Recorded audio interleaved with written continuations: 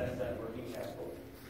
Some are through lines of credit, others are through a lockbox mechanism for the rates going directly to the energy providers, and there's also deferred payment arrangements that can be worked with the energy providers to allow time for the collections of the utility bills to be made. The study assumes, and the feasibility study assumes that it would be staffed. The JPA would be formed, and it would be staffed. And would have, beginning with 3 staff members, moving to 15, over 20 JPA staff members supported by some consultants. Now, there could be a higher use of consultants with less staff, or even a totally turnkey operation where a single vendor provides all of the services under one contract, even providing the capital necessary. There is no data currently for a turnkey operation in California. There are businesses that are here operating in the state that are going around making proposals, but none are actually operating yet, so we don't have any real hard data. That is what prompted WRPOD, along with us, to reach out into the vendor community and try to get some proposals to see what some hard numbers would look like to help give policymakers more data in which to make decisions. The feasibility study also assumes that the 3 councils of governments will come together in some way. But we realize that not every city would want to join, so it would most likely be a subset of the cities from both counties. We also, in our assumptions, is that it would be a separate JPA, separate from SB5, because our JPA is not up to the task, nor is it a task that we want to take on. It's outside of our core mission and has expertise that is outside of the core of what we do. Now, the feasibility study also talked about the risks associated, and there are 3 main variables that were discussed. The first is the cost of power.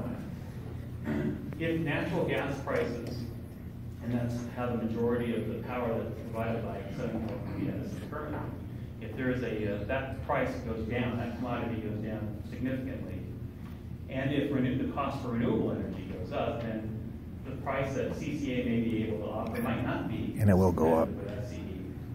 However, in discussing that and looking at those variables, we think we're being conservative about that. Natural gas prices are currently at all-time historic lows. We don't see that going significantly lower. And the cost, if you look over the past 5 years, the cost for renewable energy, particularly solar, that those costs continue to go down. Another variable is participation rate. Again, this is a choice for consumers. They can choose to participate in the CCA or stay with Edison. The report before you assumes a 25% opt-out rate, meaning 25% of the folks would stay with Edison, 75% would go with the CCA. I thought it was 20%. 35% for the commercial customers would opt out.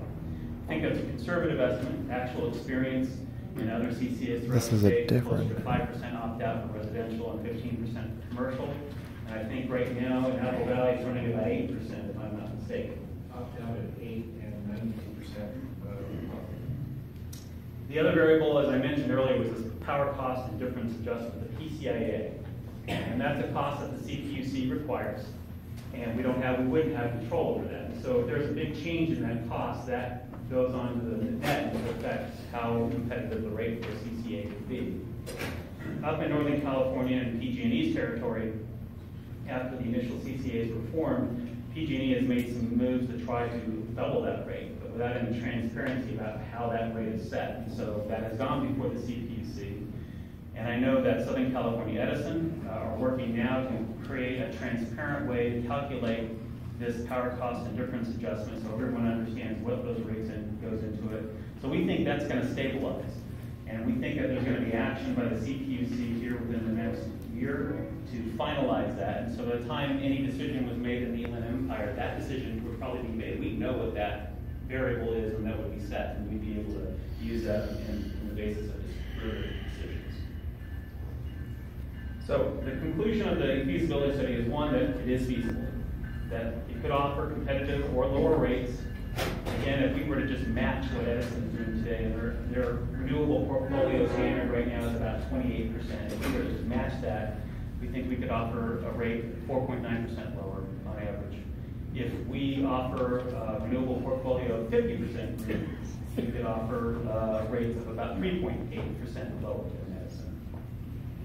We also, again, we think that this would provide additional resources for local control for economic development purposes. could invest in local power generation, could provide economic development rates, or provide or other. How can it provide local control when it creates another bureaucracy on top of the city, and the city only has one vote? It's not local control. Not only residential, but business customers, and money that they save by not having to pay on an electricity bill is money that they can use for other purposes. I believe that there are risks associated with this, and any decision that would be made needs to be made with open eyes. But